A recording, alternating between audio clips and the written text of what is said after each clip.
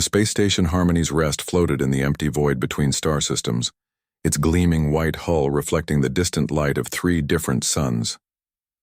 Built by the Galactic Confederation as a neutral meeting place, the station had witnessed many treaties and agreements over the centuries. Today it would host what many believed would be the final surrender of the human race. Ambassador Elena Vasquez stepped out of the human transport ship, her black diplomatic uniform crisp and formal. Behind her walked 6 other humans, all carrying themselves with quiet dignity despite the circumstances. They knew the galaxy was watching, waiting to see Earth's children bow their heads in defeat. The docking bay buzzed with activity. Representatives from dozens of alien species had come to witness this moment. The Karathi with their blue-scaled skin whispered among themselves. The tall, thin Eldari floated past on their anti-gravity platforms, their large eyes gleaming with curiosity. Even the mysterious Voidwalkers had sent observers, their dark forms barely visible in the shadows. But it was the Zephyrians who commanded the most attention. Admiral Kresh strode through the station like he owned it, his golden armor catching the light. His forearms moved with practiced military precision, and his reptilian face bore the expression of someone who had already won. Behind him marched 50 Zephyrian soldiers, their weapons clearly visible despite the supposed neutrality of the station. "Look at them," Admiral Kresh said to his aide, pointing at the human delegation. "So small, so weak. I almost feel sorry for them." The Zephyrian Empire had been fighting humans for 3 years. What started as a simple territorial dispute had grown into a full war when humans refused to give up their colonies in the Outer Rim. The Zephyrians, backed by their ancient military traditions and superior numbers, expected a quick victory. Instead, they found themselves fighting a frustrating campaign against an enemy that refused to fight fair. Human ships would appear from nowhere, strike hard and disappear before the Zephyrians could respond. They used tactics that made no sense to military minds trained in honorable warfare. They hid behind asteroids, used civilian ships as decoys, and seemed to have no respect for the traditional rules of engagement. Now, finally, the humans were trapped. Admiral Sarah Chen's fleet, the last major human force, was cornered in the Kepler system with nowhere to run.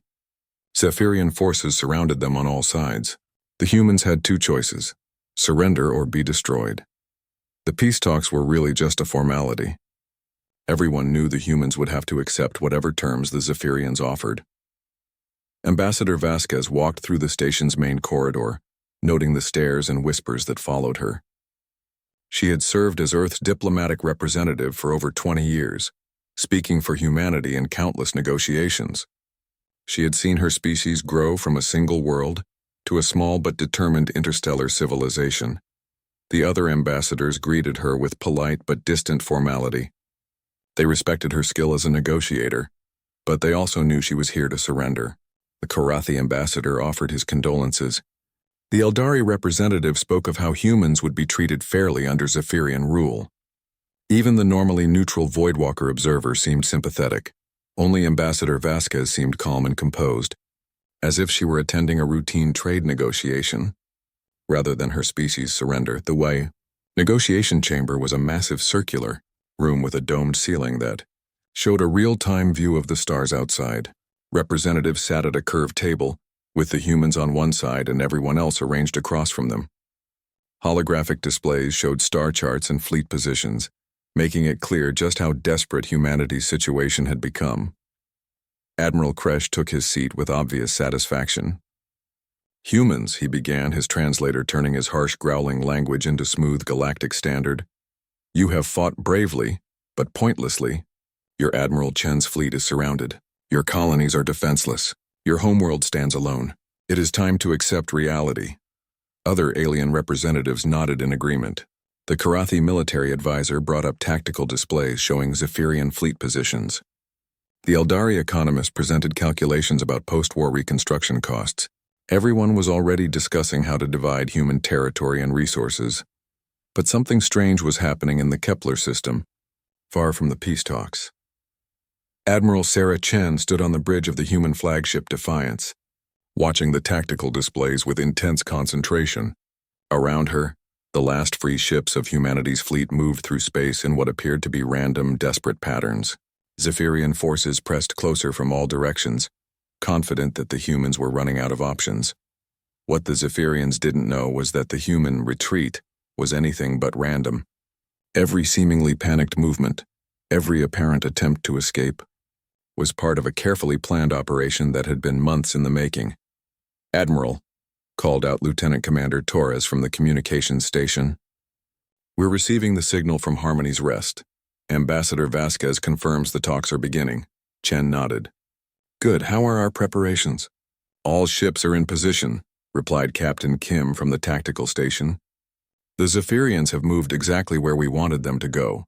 For weeks, Chen's fleet had been conducting what looked like desperate hit-and-run attacks against superior Zephyrian forces. Each raid seemed to accomplish little except allowing a few human ships to escape. The attacks appeared random and pointless, the last struggles of a defeated enemy. The reality was very different. Each failed attack had been a reconnaissance mission, gathering detailed information about Zephyrian ships, weapons, and tactics. Every desperate retreat had been carefully planned to lure enemy forces into specific positions. The humans weren't running away. They were setting the largest trap in galactic military history. Human engineers had spent those weeks preparing special modifications to their ships. New weapon systems, experimental technologies, and captured alien equipment were being installed and tested. More importantly, they were learning to think like their enemies, studying Zephyrian psychology and military doctrine to find weaknesses that could be exploited. The galaxy saw humans as young and inexperienced, a species that had only reached the stars a few centuries ago. Most aliens viewed them as brave but ultimately outmatched by civilizations with thousands of years of military experience. This was exactly what the humans wanted them to think. Back on Harmony's Rest, the formal negotiations continued. Ambassador Vasquez listened politely as Admiral Kresh outlined the terms of human surrender. The demands were harsh: complete disarmament, territorial concessions that would leave humanity with only their home system, massive reparations that would take centuries to pay, and acceptance of Zephyrian oversight over all human activities. "These terms are comprehensive," Vasquez said calmly, making notes on her datapad. "I will need to consult with my government." Admiral Kresh laughed, a sound like grinding metal. "Consult all you wish, human. Your Admiral Chen has perhaps days before my forces close the trap completely. You have no bargaining position." What none of them knew was that Admiral Chen was exactly where she wanted to be. The trap was indeed closing, but the humans weren't the ones caught in it. The real war was about to begin. The second day of peace talks began with ceremony and grandeur that the Galactic Confederation was famous for. Representatives from over 30 species filled the Great Hall of Harmony's Rest, their various forms creating a rainbow of colors and shapes under the soft lighting. The air hummed with translation devices converting dozens of languages into understandable speech. Ambassador Elena Vasquez entered the chamber wearing the same calm expression she had maintained since arriving. Her human delegation followed behind her, 6 individuals who represented the last hope of their species, or so everyone believed. They took their seats at the negotiation table, while cameras from galactic news networks recorded every moment. Admiral Kresh had spent the morning in private meetings with his allies. The Karathi had promised military support for post-war occupation duties. The Eldari were already planning trade agreements for human territories. Even the normally neutral Voidwalkers had expressed interest in establishing research stations in former human space. The division of humanity's assets was proceeding smoothly. "Let us begin," announced Mediator Thex, an ancient Karathi diplomat who had overseen peace negotiations for over 2 centuries. His blue scales had faded with age, but his voice still carried the authority that came from ending conflicts across the galaxy. "Ambassador Vasquez, has your government reviewed the terms presented yesterday?" Vasquez stood gracefully, her hands folded behind her back in a gesture that looked respectful but was actually a subtle signal. Hidden cameras would broadcast this movement to human intelligence operatives throughout the galaxy, confirming that the final phase of their plan was about to begin. "Honored Mediator," she said, her voice carrying clearly through the chamber, "my government has indeed reviewed the Zephyrian Empire's generous offer. We find ourselves in a difficult position." Murmurs of sympathy rippled through the alien representatives. They had expected this moment of human humility. What they didn't see was the quantum communicator hidden in Vasquez's sleeve, sending encrypted signals at frequencies that alien detection equipment couldn't monitor. Every word she spoke was being transmitted instantly to Admiral Chen's fleet in the Kepler system, where human forces were making final preparations for an operation that would shock the galaxy. Admiral Kresh leaned forward in his chair, savoring the moment. Difficult, yes, but not impossible. Surrender now and your species will survive under our protection. Continue this pointless resistance and face complete destruction. The holographic display at the center of the table showed the tactical situation in the Kepler system. Red markers represented Zephyrian forces closing in from all directions. Blue markers showed human ships clustered in what appeared to be a desperate defensive position. The mathematics were simple. Humanity was outnumbered 5-1, trapped with no possibility of escape. Our military situation is indeed challenging, Vasquez admitted. Admiral Chen's fleet faces overwhelming odds. Our colonies lack adequate defenses. Earth itself stands vulnerable. Other ambassadors nodded approvingly at this realistic assessment. The Karathi representative even made a note about how refreshingly honest the humans were being about their hopeless position. But something was wrong with the tactical display. Deep in the Kepler system, Admiral Sarah Chen studied the same holographic projections from her command chair aboard the Defiance. Around her, the bridge crew worked with quiet efficiency, monitoring systems that the Zephyrians didn't even know existed. Status report, Chen requested. All ghost ships are in position, reported Lieutenant Commander Torres. The Zephyrians still believe our main force is clustered around the fourth planet. Chen smiled. The ghost ships were one of humanity's most carefully guarded secrets. Using a combination of advanced holography and sensor manipulation, human engineers had created false signatures that appeared on enemy scanners as full-sized warships. The Zephyrians thought they had Chen's entire fleet surrounded, when in reality they were chasing shadows. What about our real fleet positions? Chen asked. Captain Kim highlighted new markers on the tactical display. Strike Group Alpha is hidden in the asteroid belt. Strike Group Beta is using the gas giant's rings for cover. Strike Group Gamma has been dark for 6 hours, drifting on ballistic trajectories behind the enemy formations. The human fleet hadn't been retreating at all. They had been moving into attack positions, using techniques that took advantage of human creativity and willingness to take calculated risks. While the Zephyrians followed traditional military doctrine, human forces were preparing to demonstrate why their species had survived and thrived on one of the galaxy's most dangerous planets. Back on Harmony's Rest, the negotiations continued with diplomatic politeness that masked the tension underneath. We are prepared to discuss territorial adjustments, Vasquez said carefully. However, some of the proposed conditions require clarification.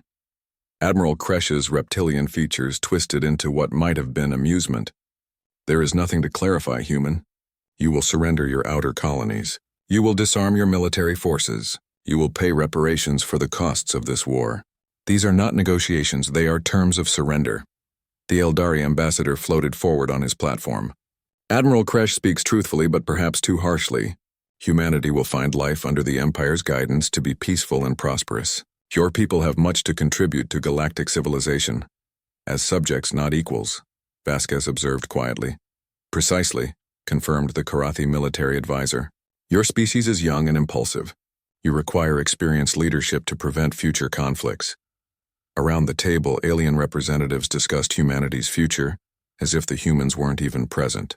They spoke of relocation programs, re-education initiatives, and cultural preservation efforts. It was all very civilized and reasonable, the kind of benevolent conquest that advanced civilizations preferred. Vasquez listened to it all with perfect diplomatic composure, making occasional notes and asking polite questions. To the alien observers, she looked like someone trying to negotiate the best possible terms for an inevitable surrender. They couldn't see the quantum encryption device hidden in her stylus, transmitting real-time updates to human forces throughout the galaxy. There is one matter that concerns us greatly, Vasquez said during a break in the discussions: the treatment of human civilians in occupied territories. We have reports of difficulties. Admiral Kresh waved a dismissive hand. Temporary inconveniences. Occupied populations always require adjustment periods. Your civilians will learn to appreciate Imperial protection. What he didn't mention were the increasingly desperate reports his commanders were sending from human colonies. Civilian populations weren't behaving like conquered peoples. Instead of accepting occupation, they were disappearing into underground networks, conducting sabotage operations, and providing intelligence to human military forces. The Zephyrians had expected to find a normal civilian population that would accept new rulers with typical resignation. Instead, they discovered that humans approached occupation the same way they approached everything else, and with stubborn creativity and a complete disregard for conventional wisdom. Entire human settlements seemed to vanish overnight, leaving behind empty buildings and confused occupying forces. Supply convoys disappeared on routine journeys. Communication networks suffered mysterious failures that repair teams couldn't explain. The galaxy was learning that humans didn't just fight wars with their military. They fought with their entire civilization. "We would like to propose a compromise," Vasquez said as the day's formal session drew to a close. "Limited autonomy for human settlements, reduced reparation payments, and a gradual disarmament schedule rather than immediate surrender of all weapons." The alien representatives exchanged glances. The human proposals were reasonable, even generous considering their hopeless military situation. But Admiral Kresh had other plans. "Unacceptable," he declared. "You are in no position to make demands. Accept our terms completely or face the consequences." Vasquez nodded sadly. "I understand your position, Admiral. However, I must consult with my superiors before making such a momentous decision." "You have until tomorrow," Kresh announced. "Then my patience ends, and so does this diplomatic charade." As the session ended and representatives filed out of the chamber, none of them noticed the subtle smile that crossed Ambassador Vasquez's face. She had accomplished exactly what she came here to do. The trap was set. The pieces were in position. Admiral Chen's fleet was ready. Tomorrow, the galaxy would discover what happened when humans were done talking and ready to fight. The third day of peace talks began with an air of finality that everyone could feel. Representatives arrived early, knowing they were about to witness the formal surrender of humanity. Galactic news crews positioned their cameras for the best angles of what would surely become a historic moment. Ambassador Elena Vasquez entered the negotiation chamber for the last time, her human delegation walking behind her with heads held high despite the circumstances. They took their seats at the curved table while alien representatives settled in to watch the end of human independence. Admiral Kresh wore his finest ceremonial armor, polished to a mirror shine. His forearms moved with confident gestures as he spoke with other military commanders about post-war occupation plans. The Karathi had promised peacekeeping forces. The Eldari were preparing administrative personnel. Even the mysterious Voidwalkers had agreed to provide technical support for the transition. Everything was ready for humanity's capitulation. "Ladies, gentlemen, and honored beings," announced Mediator Thex, his ancient voice carrying the weight of authority. "We gather today to conclude these negotiations. Ambassador Vasquez, does humanity accept the terms presented by the Zephyrian Empire?" The chamber fell silent. Cameras focused on the human ambassador as she stood slowly, her expression calm and composed. For a moment she seemed to be considering her words carefully. Then she smiled. "Honored mediator, esteemed colleagues," Vasquez began, her voice clear and strong. "After careful consideration, my government has reached a decision." Admiral Kresh leaned forward eagerly. He had been waiting 3 years for this moment. "We tried diplomacy first," Vasquez said simply. The words seemed innocent enough, but something in her tone made the alien representatives shift uncomfortably in their seats. There was no defeat in her voice, no resignation, no acceptance of the inevitable. There was something else entirely. At that exact moment, in the Kepler system, Admiral Sarah Chen received the signal she had been waiting for. 3 simple words transmitted through quantum encryption. "Execute Operation Thunderbolt." "All ships," Chen announced over the fleet communication system. "This is Admiral Chen. Commence attack pattern Alpha. For Earth, for humanity, for everyone who said we couldn't do it." Across the Kepler system, space itself seemed to explode into action. The first surprise came from the asteroid belt, where Strike Group Alpha had been hiding for 6 hours. 30 human ships suddenly activated their engines and burst from concealment, their weapons already charging. But these weren't the damaged, desperate vessels the Zephyrians expected to find. These were ships that had been modified and upgraded during weeks of apparent retreat. Human engineers had worked around the clock installing experimental weapon systems, improved armor, and new technologies that the galaxy had never seen before. Each ship carried enough firepower to match 2 Zephyrian vessels. Strike Group Alpha hit the enemy's left flank like a hammer, their concentrated fire tearing through Zephyrian formations that had been arranged to contain a trapped enemy, not repel a coordinated assault. The second surprise came from the gas giant's rings, where Strike Group Beta had been using the planet's magnetic field to mask their signatures. 40 human ships emerged from the swirling debris clouds, their hulls glowing with exotic energy fields that deflected incoming fire. The Zephyrians had based their entire strategy on surrounding and overwhelming a cornered enemy. They never expected to face attacks from multiple directions, by forces that seemed to appear from nowhere. But the biggest surprise was yet to come. Ghost ships. Deactivating, reported Lieutenant Commander Torres from the Defiance. Zephyrian forces are about to discover they've been shooting at holograms for the past 6 hours. Admiral Chen watched her tactical display with satisfaction as the false signatures disappeared. The Zephyrian fleet had concentrated their main assault force against targets that didn't exist, leaving their real formations scattered and vulnerable. Strike Group Gamma, Chen ordered. You are cleared for Phase 2. Behind the Zephyrian lines, 50 human ships that had been drifting silent and dark suddenly came to life. They had been there for hours, using ballistic trajectories and powered-down systems to avoid detection. Now they revealed themselves directly behind the enemy's main fleet. The Zephyrian Empire's forces found themselves caught in a perfect trap, attacked from 3 sides by an enemy they thought they had surrounded. Back on Harmony's Rest, the alien representatives were beginning to realize that something was very wrong. What did you mean by "we tried diplomacy first?" demanded Admiral Kresh, his reptilian features darkening with suspicion. Ambassador Vasquez gestured to the holographic display at the center of the table. Perhaps you should check on your fleet in the Kepler system. The tactical display updated with real-time information from the battle zone. The neat red formations that had shown Zephyrian forces surrounding helpless human ships were dissolving into chaos. Blue markers were appearing everywhere, representing human vessels that shouldn't exist. Impossible, breathed the Karathi military advisor. Your ships were trapped. Our sensors confirmed it. Your sensors confirmed what we wanted you to see, Vasquez replied calmly. Human technology has made some interesting advances during our little war. The holographic display showed the battle unfolding in real time. Zephyrian ships that had been moving confidently to crush trapped prey were now struggling to respond to attacks from multiple directions. Their formations, designed for overwhelming a surrounded enemy, were completely wrong for defending against coordinated assault groups. Admiral Kresh was receiving desperate communications from his field commanders. Admiral, we need immediate reinforcements. The humans have appeared from nowhere. Our flanks are collapsing. How many ships? Kresh demanded. Unknown, sir. They're using some kind of sensor jamming. Could be 50, could be 200. They're hitting us from positions that our scouts confirmed were empty just hours ago.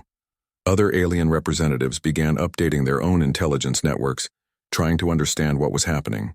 The Eldari ambassador's platform flickered as he received urgent messages from his government's military advisors. The Karathi representatives were already calculating the strategic implications of this unexpected development. In the Kepler system, the battle was developing into something unprecedented in galactic military history. Human ships fought like nothing the Zephyrians had ever encountered. Instead of forming neat lines and exchanging fire in traditional patterns, they swarmed through enemy formations like predators hunting in packs. They used the system's asteroids, gas clouds, and gravitational fields as weapons, turning the environment itself into an ally. Target their command ships first, Admiral Chen ordered. Disrupt their coordination. Human vessels equipped with advanced electronic warfare systems began broadcasting false signals and jamming communications. Zephyrian formations that had been working together suddenly found themselves unable to coordinate their movements. But the humans weren't just using superior technology. They were using superior tactics.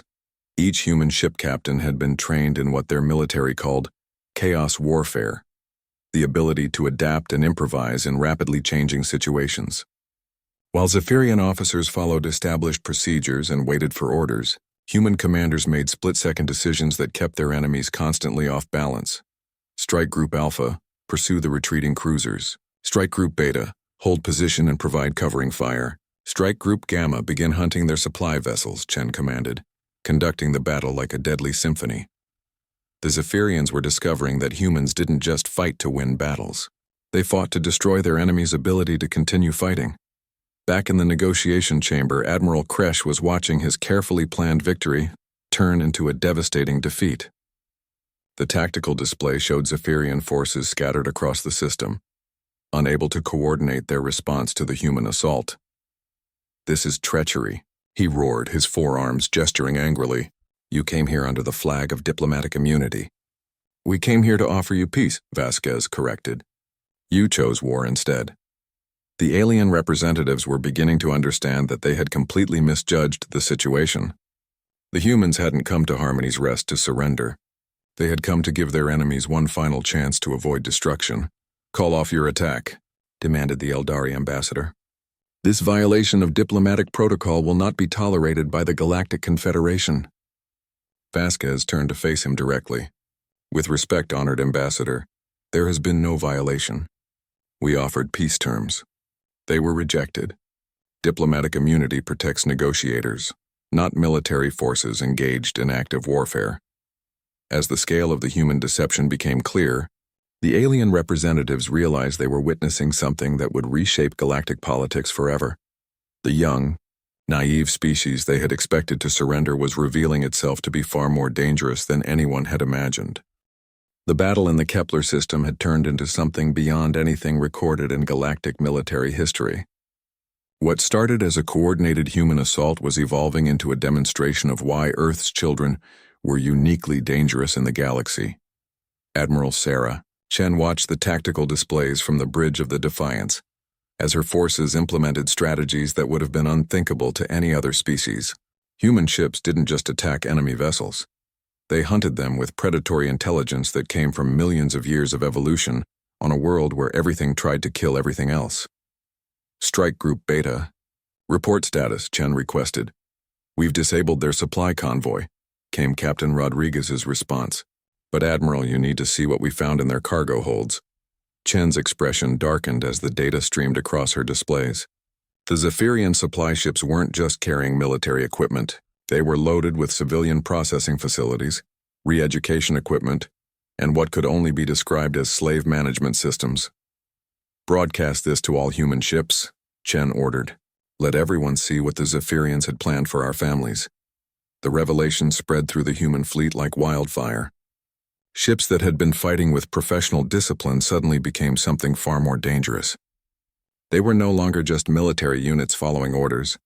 They had become the armed fury of an entire species defending their existence.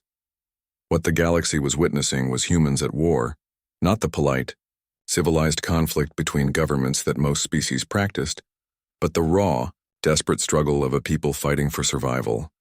Human ships began using tactics that horrified their enemies. They rammed damaged vessels into enemy formations using their own destruction as weapons. They set traps using fake distress signals, luring Zephyrian rescue ships into ambushes. They turned captured enemy vessels against their former allies, broadcasting surrender, calls that were actually attack coordinates. But most terrifying of all was their willingness to sacrifice themselves for strategic advantage. "Admiral Chen," called Lieutenant Commander Torres, "Strike Group Alpha is requesting permission to attempt the Brisbane maneuver against the enemy flagship." Chen paused.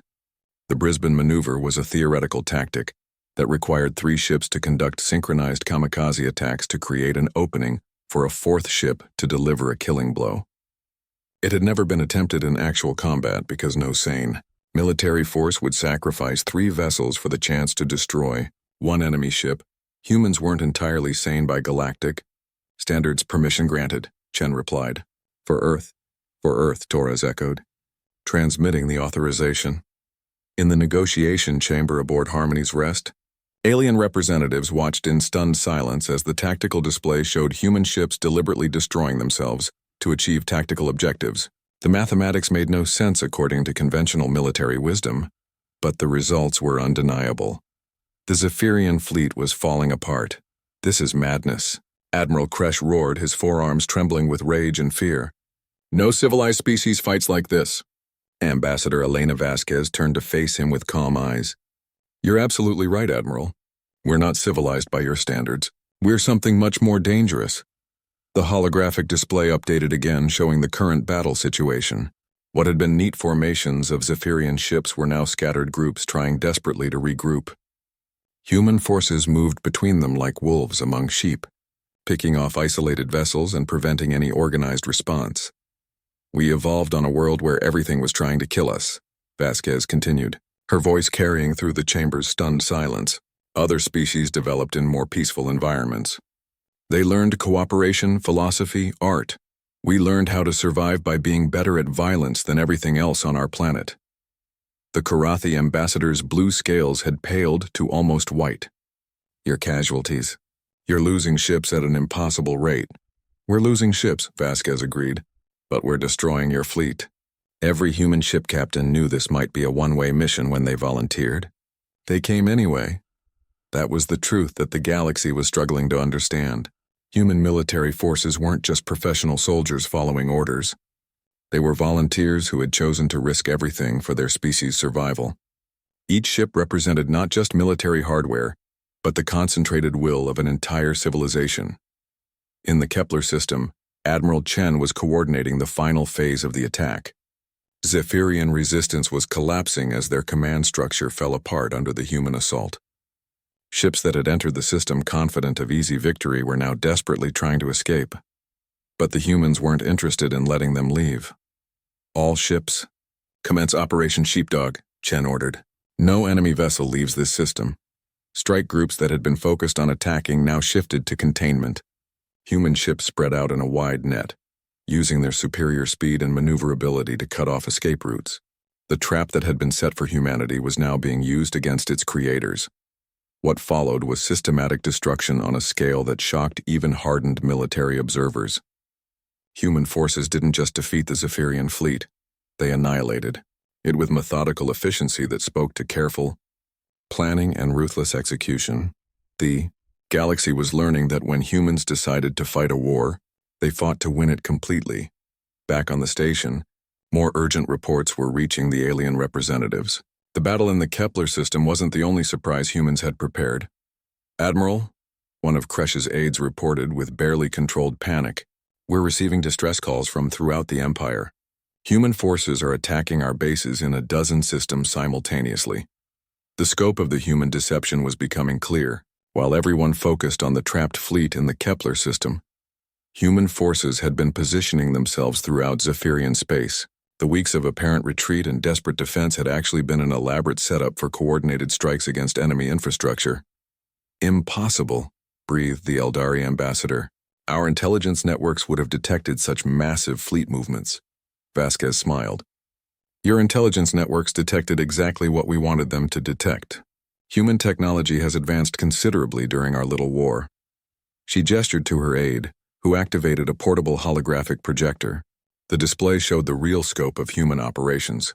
Not just the battle in Kepler, but simultaneous strikes against Zephyrian military bases, supply depots, and communication centers across a dozen star systems.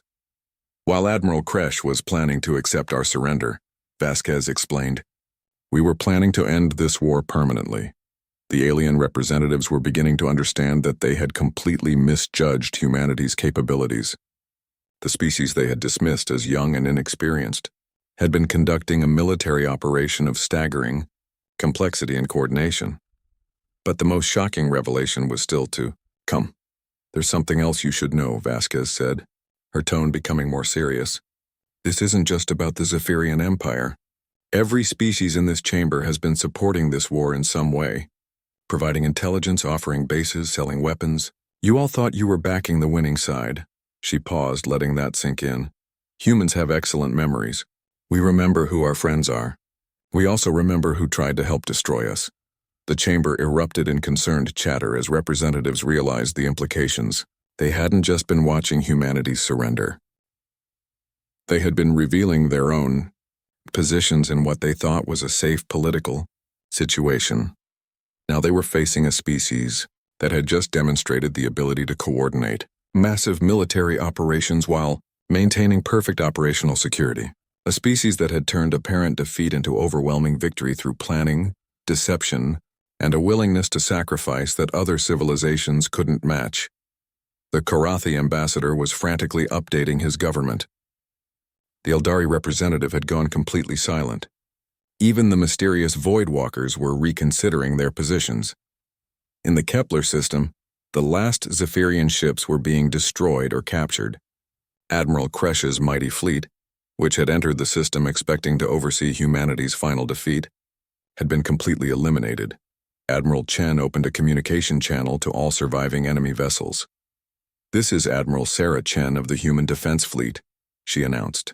"To any Zephyrian forces still capable of receiving this message, your fleet is destroyed, your empire is under attack, and your allies are abandoning you. We offered you peace. You chose war. Now you have war." The message was broadcast not just to the Kepler system but throughout the galaxy. Every species, every government, every military force would hear humanity's declaration. The young, naive race that everyone had expected to surrender was announcing that they had just become the galaxy's newest and most dangerous military power. The negotiation chamber aboard Harmony's Rest had transformed from a place of diplomatic ceremony into something resembling a war room. Emergency communications flowed in from across the galaxy as the scope of the human offensive became clear. What had started as humanity's expected surrender had become a complete reshaping of galactic power. Admiral Kresh sat in stunned silence, his golden armor now seeming like a costume from a play, rather than the uniform of a conquering hero. Reports continued streaming in from the remains of his fleet and the scattered Zephyrian forces throughout the Empire. The numbers were devastating. Over 300 ships destroyed, dozens of military bases captured or destroyed, supply lines severed, communication networks compromised. In less than 6 hours, the mighty Zephyrian Empire had been reduced to a collection of isolated outposts, desperately trying to understand what had hit them.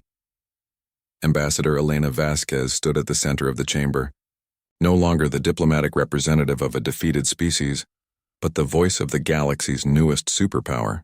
Around her, alien representatives who had come to witness humanity's humiliation were now scrambling to reassess their entire understanding of interstellar politics. "The immediate military phase is concluding," Vasquez announced, checking updates from her quantum communicator. "Admiral Chen reports that Zephyrian resistance in the primary target systems has collapsed. We are now prepared to discuss terms."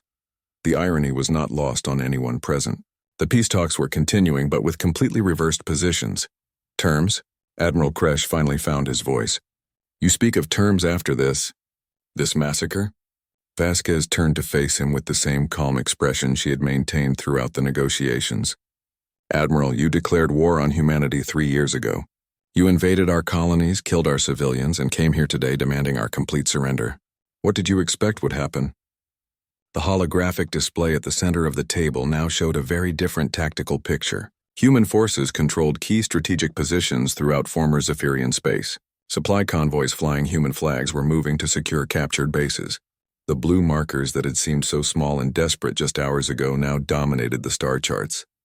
Mediator Thex, the ancient Karathi diplomat, spoke with a voice that carried the weariness of someone who had seen too many wars. "Ambassador Vasquez, while your military victory is comprehensive, the Galactic Confederation cannot simply ignore the scale of destruction. Entire fleets have been eliminated." "Fleets that came to eliminate us," Vasquez replied. "The Confederation has been notably quiet about Zephyrian aggression for 3 years. Your silence was taken as consent." That statement sent ripples of concern through the alien representatives. They were beginning to understand that humanity's new position came with new expectations about how the galaxy's politics would work. The Eldari ambassador, floating on his anti-gravity platform, finally spoke. "What exactly are humanity's terms?" Vasquez gestured to her aide, who activated a new holographic display showing proposed territorial boundaries, trade agreements, and diplomatic arrangements. The terms were comprehensive and, surprisingly, relatively moderate.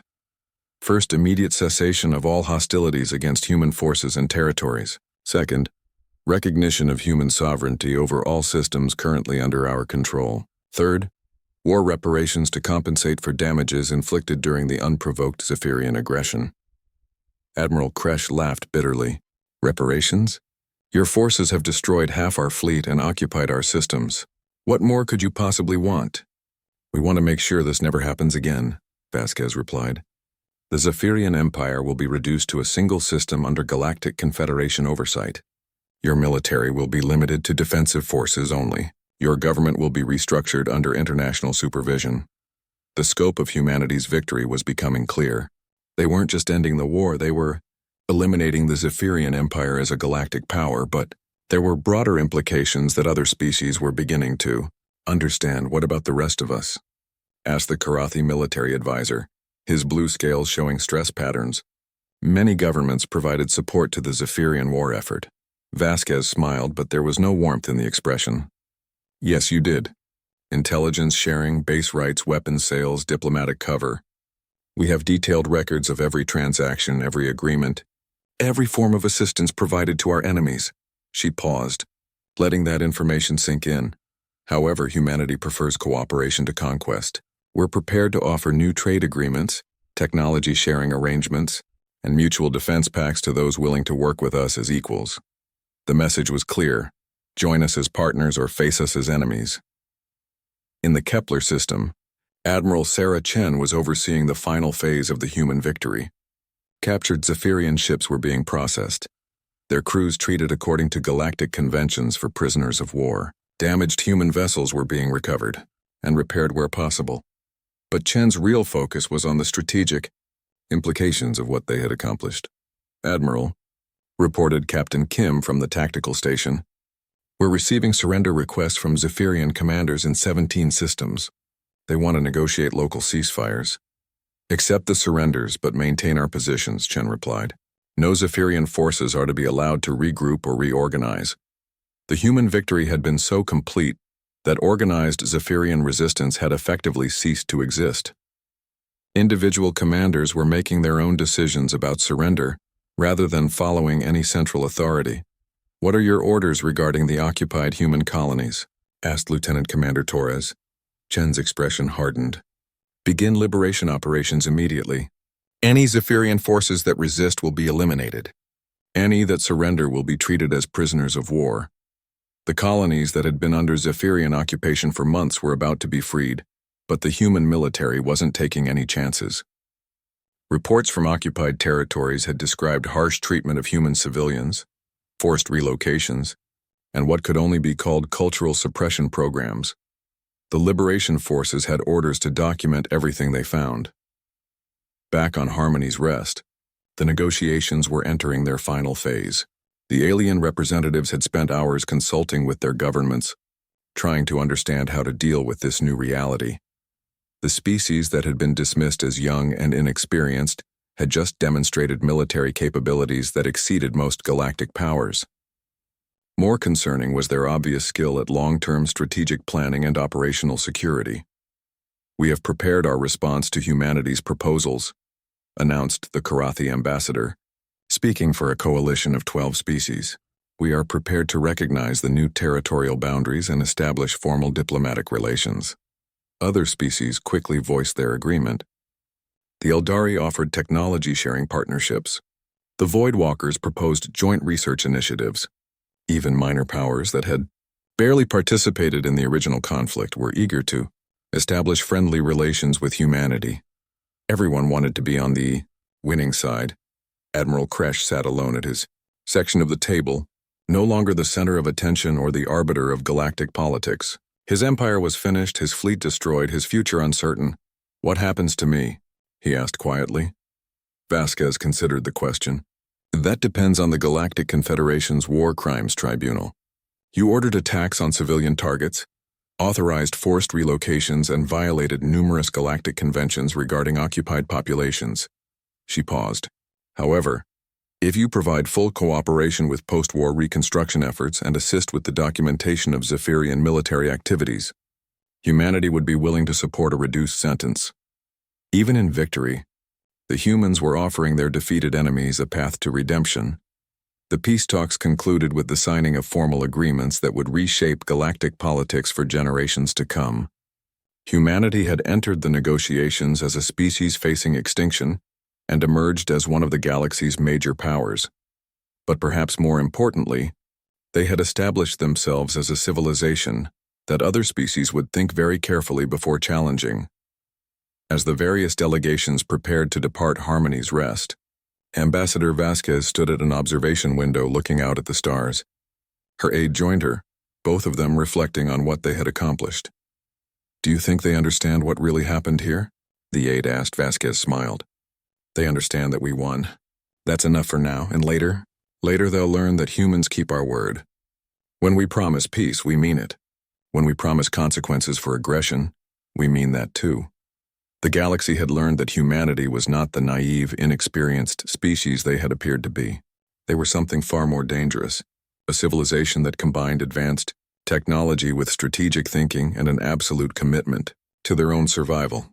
The peace talks had ended exactly as planned, just not the way anyone, except the humans, had expected. In star systems throughout human space, the news was spreading. Earth's children had not only survived their greatest challenge, they had emerged stronger than ever. The species that had left their homeworld as explorers and colonists had proven they could fight and win against any enemy.